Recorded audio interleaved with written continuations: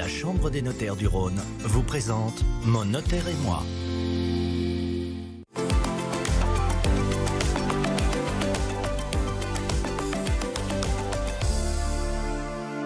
Bonjour à tous, c'est Jean. Bienvenue dans ce nouvel épisode de Mon notaire et moi.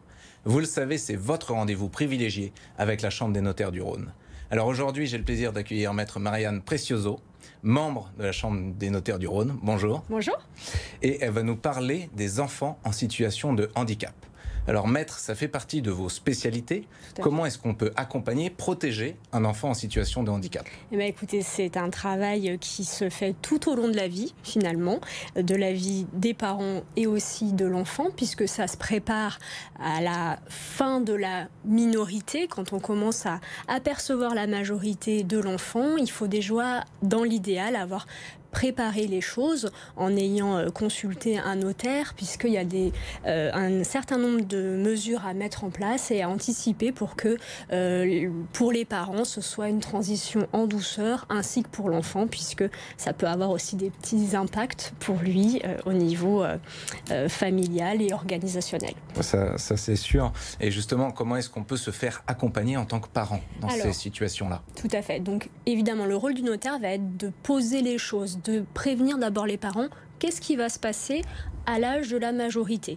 Le parent va avoir les mêmes réflexes qu'avant, prendre soin de son enfant à tout point de vue, financier, familial, moral.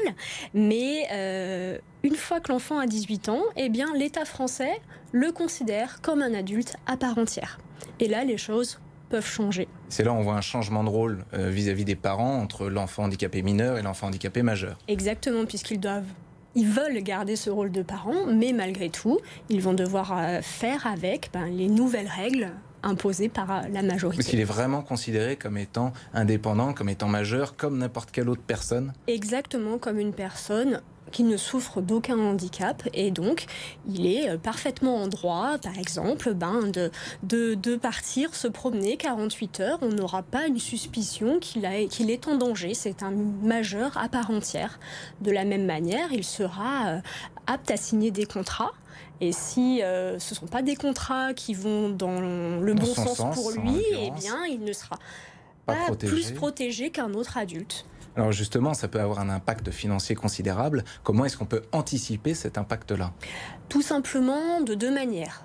Commencer à envisager avec les parents avant la majorité les futures mesures de protection, puisqu'il faut bien que cet enfant qui souffre d'un handicap soit protégé par l'État français, donc par la justice, par une mesure de protection qui peut être la curatelle, la tutelle, mais aussi l'habilitation familiale, qui est une nouvelle mesure qui a les mêmes vertus que la tutelle et la curatelle, mais qui est plus légère dans la manière de le vivre, notamment pour les parents et pour l'enfant, puisque le juge a moins d'intervention dans la famille. D'accord. Merci beaucoup, Maître, pour ces présentations.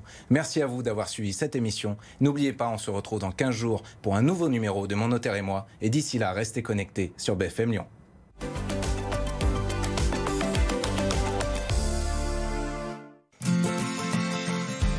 La Chambre des notaires du Rhône vous a présenté Mon notaire et moi.